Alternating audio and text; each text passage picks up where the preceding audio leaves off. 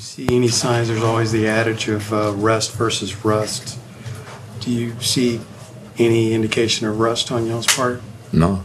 We never stop being in the gym. We working every day, so it can't be rusted. I mean, we playing, we going at each other, so we doing what we need to do. With this new version of this team, you guys had that stretch where you lost 5 of 6 games. Defense was really struggling there. What changed? Was there a moment or something that you guys adjusted or something that changed to turn it around?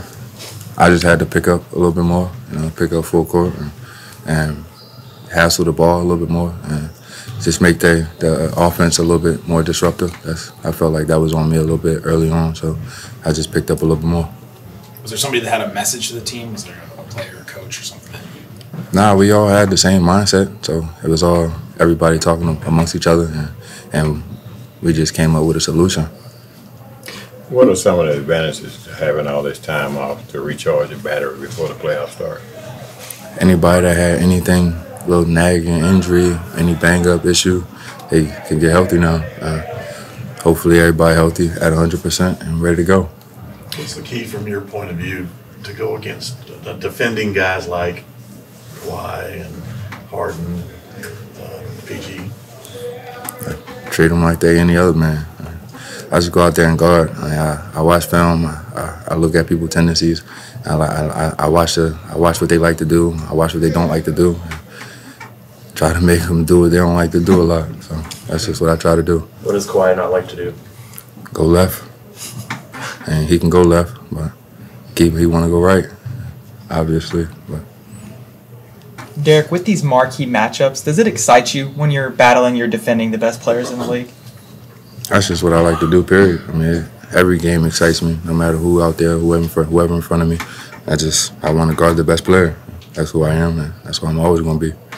Going off that, coach has expressed a lot of confidence in you to do that specifically. What does that mean to have his trust in that regard? It means everything. I mean, every player wants the coach's trust. And, just from where I came from when I first got here to now having the trust of the coaches and my teammates, it's a big deal for me. Have you noticed a shift in focus or intensity just from guys like Luka and Kyrie who've been on the stage before? Yeah, of course. I mean, they're showing their leadership, and which they should be, and everybody else is following suit, doing what we're supposed to do. The guys that have been in the playoffs have been on teams that went on little runs. We all have words that we can give to each other. And we just gotta stick together at the end of the day and play together.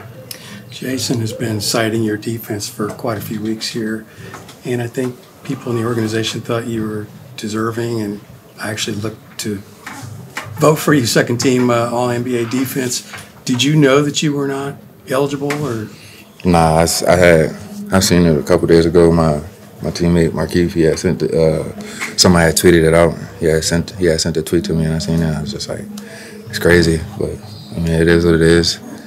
I ain't really tripping on it. I know next year I'm gonna get it, if not second, then first.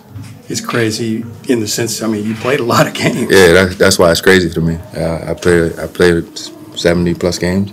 For me not to be eligible is crazy. So it is what it is. I mean, we always got next year. That's right. Okay. The trades for Daniel and PJ, how much did you feel like those were defensive reinforcements to help you, and how much do you feel like it's played out that way? Me and PJ, we take on the matchup on the wing, and Gaff and D-Live, they do their thing in the paint. And like with Gaff and D-Live, we have one that starts, one come off the bench, and there's no dip, there's no lapse when one goes out, one comes back in. They're almost the same person. One's a little bit more stronger and a little bit more experienced. But with D-Live, he learned a lot this year, and he did a wonderful job this year. Did you feel a little bit less of the defensive burden once they got here, or did that really change much from your point of view? I never felt like it was a burden defensively. Like I said, it's just what I like to do. I mean, personally, everybody like to score. I mean, I like to score too, but I like to make people upset, I guess. I guess you could say that. Derrick, y'all were one of the top teams on the road this season, 6 over the course of the season. What characteristics of your team helped you perform well together on the road in preparation for games 1 and 2? We just like early on in the year, we was harping on trust and chemistry, and we just banked on that. We trusted each other and made sure our chemistry was well. We always talking, we always chatting amongst each other, we always together. So, I mean, the chemistry and trust is there for us. So it's been working for us. Thanks, Derek. Thanks, Derek. All right. Go ahead, guys. Dante, with the strides you made this year from three-point range, just how crucial is that going to be in a series like this when they have a lot of versatile wing defenders? Yeah, I think, I've said it kind of all year. I think with, the ISO talent that we have with, Kai and Luka, just being able to force double teams, it's going to be important just to be that spot-up threat. And that's what, I've just tried to do this whole year. Dante, you do have NBA playoff experience, obviously, with Utah, but I'm also curious about your EuroLeague high leverage games, Barca, Partizan. How much do you think that helps as a training ground of high leverage type games that you're going to experience in the playoffs? Yeah, no, I think it goes a long way. I mean, I played a 7-game series against the Clippers actually, and then 5 games in both my EuroLeague experiences. So, it's definitely, high pressure situations and just being able to perform, when it matters most. But I think it's not looking forward to the later games, but taking the first game, and it's going to be that last quarter, that last, 7 minutes when, things start to, slow down, and it's just kind of getting stops or getting scores, and, that's the most important thing. What have you liked about the way you collectively as a group have executed? You have one of the best clutch time records in the NBA this year. What did you like about how you fared and what you did effectively in those situations? Yeah, I think the biggest thing is everyone knows kind of what to do. And like you said, we've been in a lot of situations where we've had to play that. So I think, no matter who's on the floor and kind of what lineup we have, everyone knows their role and kind of how, to close out games. And, we work on a lot of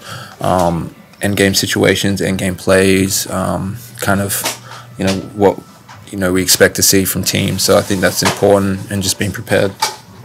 With the Clippers having so many Hall of Fame perimeter players on their team, how important is a guy like Derrick Jones as far as his defense was concerned? Yeah, defense, the thing they always say is defense wins championships. So obviously that's something that, we're taking, very seriously. Not only D. Jones, PJ, just the length that we showed Gafford and Lively down in the paint. So I think that's important, and just being able to switch, and even Luke has made great strides in being a good defender and someone we can rely on. What did you see from D. Jones this year as far as being a lockdown defender? I think he's just the relentlessness of him. He's going to pick up every time. He's going to take the challenge. I think when I check in and I look at him and I go, "Hey, you need a break?" He's always like, "No, I'm good. I got it." So, I think he's just a guy that wants to compete, a guy that's going to always challenge himself, and that's important. When you're going against guys that this with this offensive talent. So, yeah. He spoke a little about the technicality that didn't allow him to make all-team second defense. Just any thoughts on that? Yeah, I think there's been a lot of stuff. I think you saw other guys going through it as well, and I even talked to him about it. But yeah, it's tough to when a guy deserves it to miss out on just technicalities. But I've always said awards don't make you. So I think we know what we have, and he knows how good of a defender is, and the reward's going to be in what he can do in the playoffs. So. Dante, with these playoff practices starting, have you felt an increase of intensity with these practices compared to the regular season? I think. I think we've always kind of kept that. Obviously it's more focused. I think obviously when you can just lock in on one team, it makes it a bit more. Every day is coming in and this guy and what they do. So I think just in that stand, it's you can say it's become a bit more intense. But now with the practices, we've kind of been always like this and making sure that we're right and just working on ourselves as well. You said awards don't make you to Derrick Jones Jr. What does make you? Just going out, even just to be talked about it, and but I think the biggest thing is we know what he can do. guys want to win awards and stuff like that, but I think at the end of the day, he would rather win a championship than win an award or whatever. And I think that runs deep in our team. So I think that's the most important thing. How's it been to have Derrick back with you guys and kind of hopefully helping normalize things for him? Yeah, no, it's been good. I mean, obviously, it's a difficult time, but I mean, hats off to him of how he's handled it, and I think just how the Mavs have helped him. That's been huge, and just being there for him every step of the way. And I know he feels that with the team as well. So. Thank you. Thanks. All right. Timmy, he didn't practice illness. He'll join the team in LA.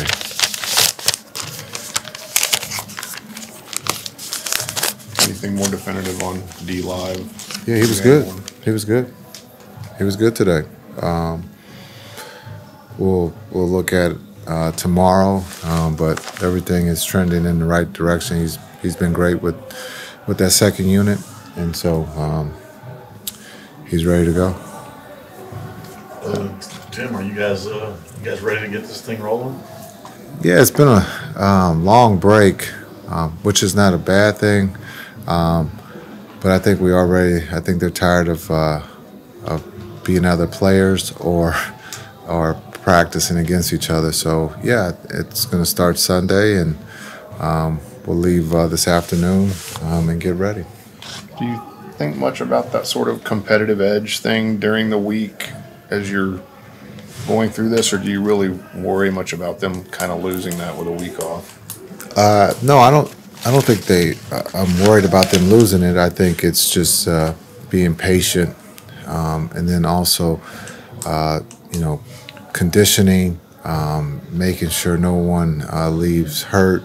Those are all things that you have to guard against. And so, again, to get through the week with no injuries is big, especially with the pace and how hard everybody's been going. Jason, over the course of the week, how much have you been able to drill down on things specific to your system that you wanted to refine and clean up, and how much of it has been locking in on one opponent that you're going to see for the course of 2 weeks? Yeah, we've locked in on one opponent, and so that's what it's been all about here for the whole week. Understanding the Clippers are a really good team. They have a lot of talent. Basketball IQ is extremely high, and they had a great coach in Ty. So we've been focused on them and trying to understand what's coming and what to expect on both ends. Does leaving a day early, I know that's going 2 days early rather than one, does that give you a chance? Do you want to shoot at the gym in crypto tomorrow, since you're not going to have a shoot around with the early game on Sunday? Is that the thought process there? The thought process is it's an afternoon game, and so we want to get to LA at an appropriate time and have time to practice tomorrow, where if we were here, practice would have to be a little earlier and we would have to leave. So to leave this evening, Smooth is having dinner for the team at his restaurant tonight, which is cool. And then to be able to have practice and walk through for the Clippers tomorrow, because there will not be time for at 12:30 to have a walkthrough. So that's the thought about leaving this afternoon.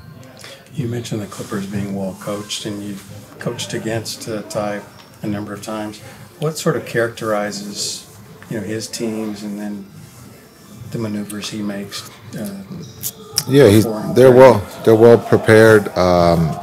He's won a championship. He's coached talent. He understands what it means to win and be prepared.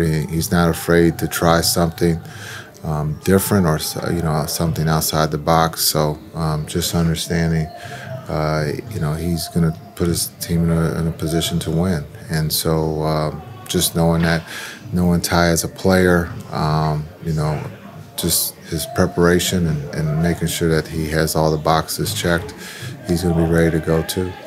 The Clippers, when they first got James Harden, lost a bunch of games in a row. Then they had an amazing stretch in the middle of the season, and then they went on this real rough patch where they're one of the worst defenses. How do you approach preparing for a team that's been so up and down and shown different things?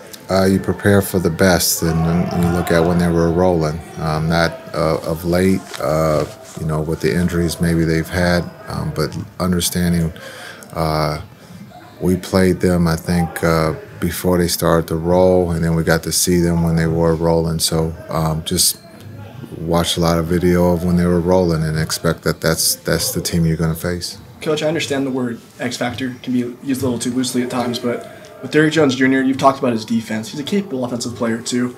Just what do you think he's going to bring to this series, just overall? I think when you look at D. Jones, just his calmness. He does his job at a high level, being consistent. Looking at, we talk about his defense, but he's a capable offensive player too, in transition, and then also shooting the three, and so that, and also playmaking. So we're going to need him to be able to do that on both ends. Going back to Ty Lue a little bit, Kyrie has the history of playing under him. How much of a benefit is it to have a player who is going against a coach who we play for? Yeah, I think it's helpful to be able to talk to Kai about T. Lue and being able to just pick his brain and understanding what he has done, in preparation for the playoffs. So it can be helpful. Jason, you've been part of playoff runs as a player and a coach. What gets you excited? What gives you the confidence in this group that you have this season? Yeah, I think, the answer to that question is, going through the season is preparation for the playoffs. And so to be able to go through those 82 games to find out who we are as a group at the beginning, and then with the change in the roster to be able to, go through a slow period after that All-Star break, but then to be able to come out of it. So just to understand who we are, and when things tend to not go well, we tend to get better, and we don't panic. We continue to work the game, and so my trust in these guys is at a high, and you can see that throughout the season. All right, thank you.